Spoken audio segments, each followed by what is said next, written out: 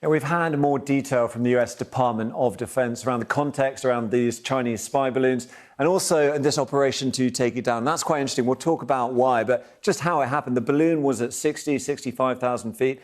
F-22 US jet fired a missile at 58,000 feet, and that brought it down. But it's where they brought it down that's really important. So here it comes, and you can see this is just off the coast of South Carolina. It is within that 12 miles of US territorial waters. So this is indisputably theirs. They can go and retrieve it. And because it's only 6 miles away, 47 feet, this isn't quite to scale, of course, but that means, presumably, they can get it out pretty easily. And what are they hoping to get out of it? Yeah, it's in shallow water because quite quickly the water drops off. And so they had to get that little window, and it looks as if they've hit the bullseye. And what they want, they're not interested in the solar panels, which are marked there in black. It's the thing in between that they want, which is the spying gear that this balloon will have been carrying on the gondola, which is the bit they've got. Now, China, of course, initially insisted it wasn't a spy balloon. This is a meteorological balloon. They said it'd be blown off course. It had limited self-steering capability. If we think of balloons, we'll show you a map from the Earth Null School.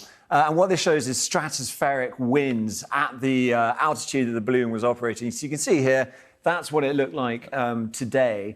Now, you can say, OK, perhaps you can't steer a balloon. This is a balloon. It's going to be blown off course. But if we change the altitude on these stratospheric winds, this is higher than the balloon, but it shows you get different winds. So you can go up and down, pick and choose. The idea that China didn't have any control over this, do you believe that? No, of course not. I mean, because they can go up or down, they can catch different currents going in different directions. And we know the balloon had some self-steering capabilities. And the Chinese are now talking in terms of international conventions. Well, the international convention is that if a balloon is out of control, you've got to bring it down in your territory before it goes on to somebody else's. And then there's the other point from that US Department of Defense briefing that there have been lots of other missions, circumnavigations of the globe. This is according to the US. Now, China has slightly changed its reaction. That initial one was almost very meek for China. But since the balloon was shot down, it said that for the United States to insist on using armed force is clearly an excessive reaction that seriously violates international convention, as you say. We want to show you a video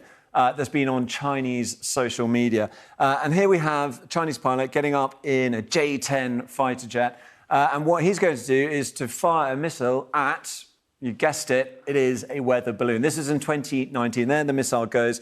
We'll see the debris of this. So there's clearly a certain amount of theatre to this, a bit of theatrical posturing, people in the US talking about a balloon gap, perhaps a bit tongue-in-cheek there. But there's a serious point here about this rivalry, especially in terms of military technology between the US and between China. What have we learned about that rivalry, whether it's a mismatch, whether it's an arms race? What have we learned from this whole incident? Well, Tom, I mean, air superiority is about J-10 and F-22 fighters, but it's also about balloons and the sort of high-tech that can hang underneath them. The fact is, territorial airspace is violated all the time.